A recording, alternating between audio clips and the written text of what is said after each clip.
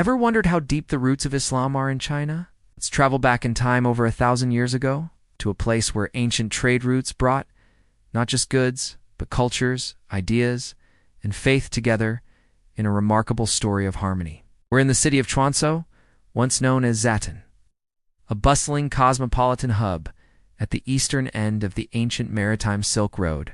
Imagine this: ships from Arabia, Persia, and beyond, their sails full, arriving in this vibrant port city, carried silks, spices, and porcelain.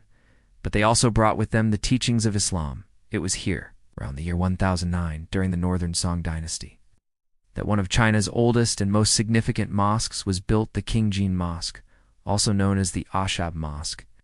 The name Qingjing translates to pure and clean, a beautiful reflection of its spiritual purpose.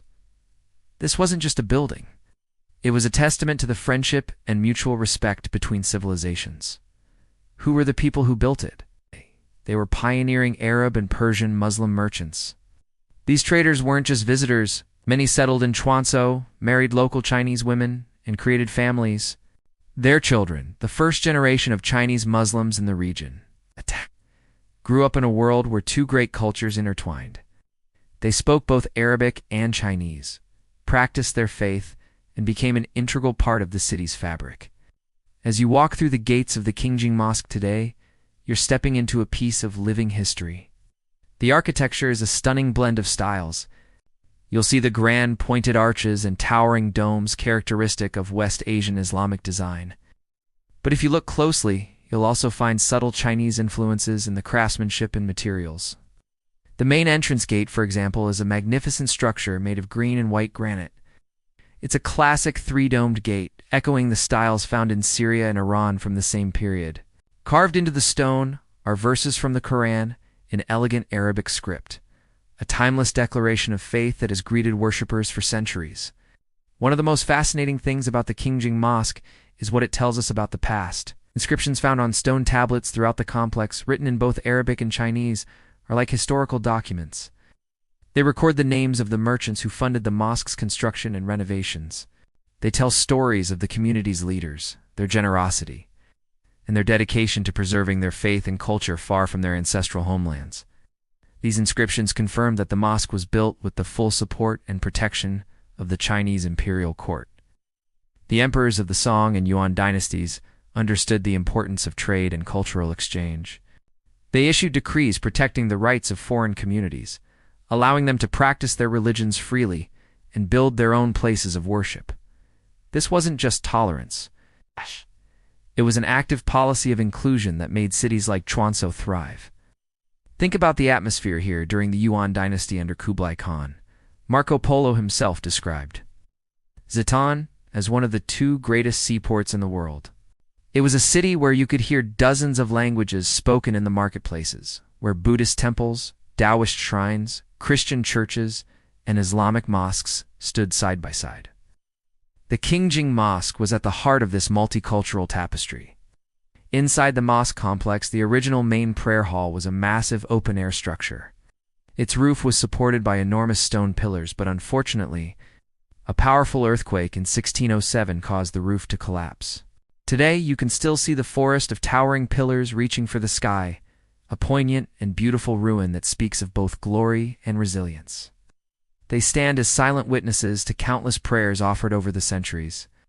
Next to these ruins is a smaller, more recent prayer hall built during the Ming Dynasty. This building showcases an even more pronounced fusion of styles.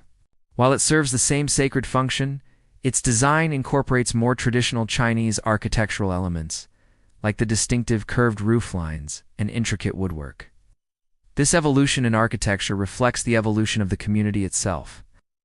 As it became more deeply integrated into Chinese society over generations, the story of the Qingjing Mosque is the story of China's Muslim communities, particularly the Hui people.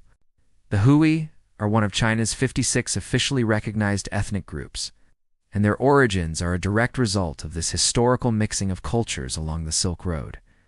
They are Chinese citizens who practice Islam, and their identity is a beautiful mosaic of traditions passed down from their Arab, Persian, and Central Asian ancestors, combined with centuries of life in China.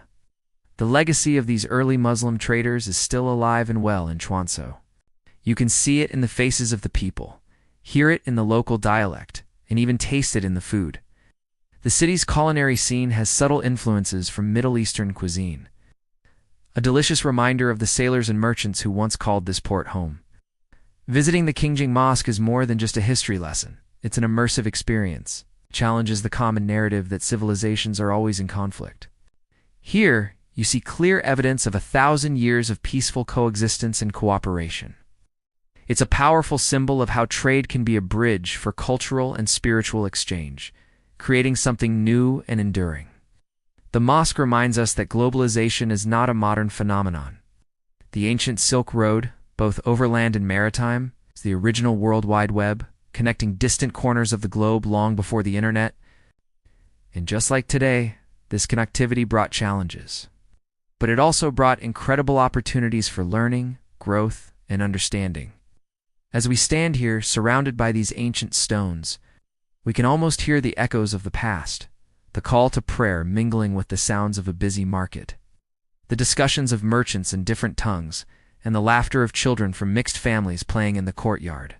It's a story of human connection, of finding common ground, and of building a shared future.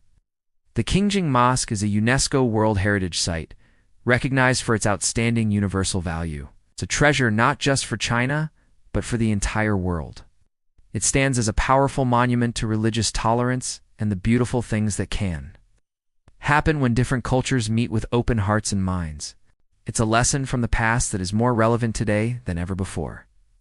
Thank you so much for joining me on this journey back in time. I hope this story inspires you to explore the rich, complex, and often surprising connections that bind our world together. If you enjoyed this video, please give it a thumbs up, subscribe to the channel, and hit the notification bell so you don't miss our next adventure into history.